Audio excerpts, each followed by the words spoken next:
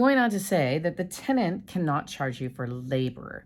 So if you have somebody who's renting from you and they're a handyman and they can fix the problem, you're going to have to pay for the materials, but they cannot charge you for labor.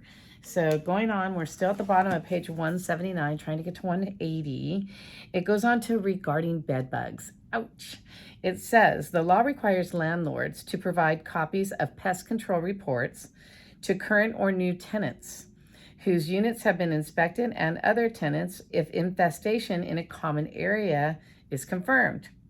A landlord is prohibited from showing or renting vacant units if the landlord knows it has a current bed bug problem. So I haven't seen bed bug problems with any of my rentals throughout the years that I've been a landlord. However, when somebody rents from you, you do have to give them a bed bug disclosure. And you have to give them lots of disclosures. So that's why I always tell people who are mom and pop landlords, you know what, it's better to be safe than sorry, and make sure that you have all the disclosures, all right? So going on, it says termination, eviction, or operation of law. It says if a tenant does not pay rent or the tenant performs illegal acts on the premises, it goes on to say legal action is available for the landlord. Eviction is the legal process by removing a tenant because there is a breach of the lease or the rental agreement. And on figure 6-3, it shows the life of an eviction process. The alternative would be for the landlord to sue for each payment or installment. I don't think it'd be very fun to sue for payments, because if they're not paying you rent, quite honestly, they don't have the money. So on the next page, we made it to 172. It says, but did it take 2 pages? Nope, we're on 172. And it says habitability obligations, Civil Code section 1941.1. Now, when something has a civil code, that means it's by law. So this is a by law that landlord's legal minimum obligations. The landlord's minimum habitability obligations are, there's 8 of them, and effective waterproofing of roof and exterior walls, including unbroken windows and doors. Number 2 is plumbing and gas facilities installment maintained in good working order.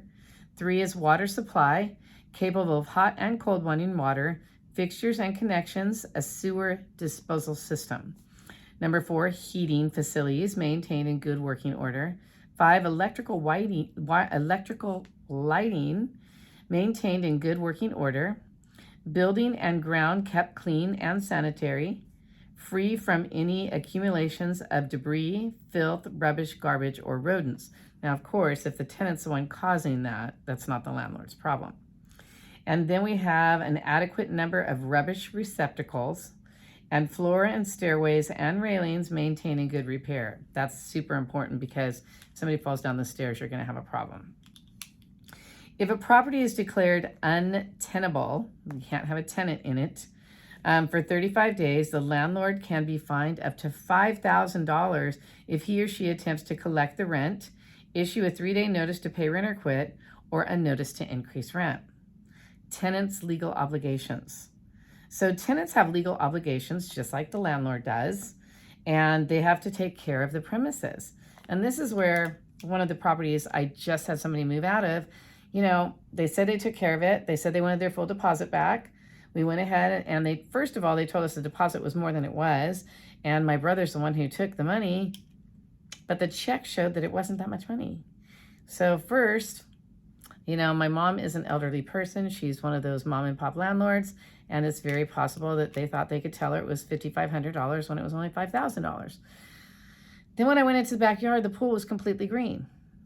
Well, this right here says it's their obligation. If something's wrong with the property, they have to tell me in order for me to get it fixed. I asked him, did you call my mom when the pool turned green or the guy wasn't coming? He's like, he looked at me like a deer in headlights. I was supposed to let you know? Yeah, if there's anything wrong with the property, you let the landlord know so that they can fix it and you can live in a nice area. So tenant's obligation for care of the premises. A tenant, affirmative obligations to the landlord for reasonable care and habitability. There's 5 of them. So number 1, keep your part of the premises clean and sanitary as possible. Dispose of garbage and trash in a clean and sanitary manner. Number 3, Properly use the plumbing, electrical, gas fixtures, and keep them clean as their condition permits.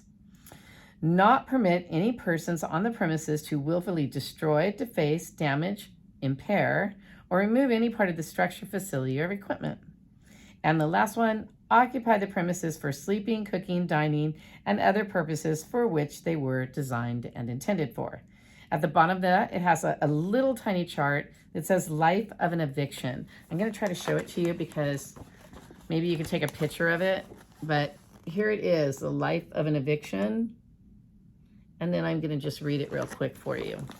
So 3-day courts, 3 court days, 5 court days, and 5 court days. So the first one under 3 court days is 3-day pay, rent, or quit. So you give your client a notice that says pay, rent, or quit, and they have 3 days to do that. If they don't answer you, the next step is the unlawful detainer. And then after that, at the unlawful detainer hearing, when you go to court, they're going to get you a writ of possession in order to get your property back. Sounds really easy, but in California, it could take you anywhere from 3 to 6 months. And if they're not paying you, the landlord is not really being treated correctly. I don't know why in California landlords are looked at as evil people. I mean, especially if you're a homeowner and maybe you have 1 or 2 rentals, you're doing a favor to people, letting them live in your property to pay, they pay rent to live in your property. You guys are doing something that's equal and happy together. But sometimes you get a renter that just thinks for some reason they shouldn't have to pay rent. And I don't understand where those people come from. So note, the minimum time span, the process often takes longer. So in the chart in the book, it says that's the minimum time span, and it could actually take longer. So on the next page, it gets longer, and it goes into termination and surrender and abandonment.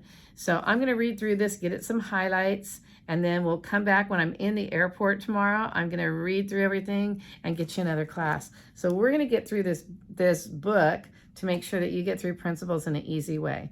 If you have any questions at all, make sure you put them in my comments, or you can always reach out to me. All my information's on here. I always constantly say my phone number, and I just got in trouble for giving my phone number out again. So just go ahead and go to www.passwithsharon.com, and as soon as you're done getting through your classes, I will help you pass your real estate exam.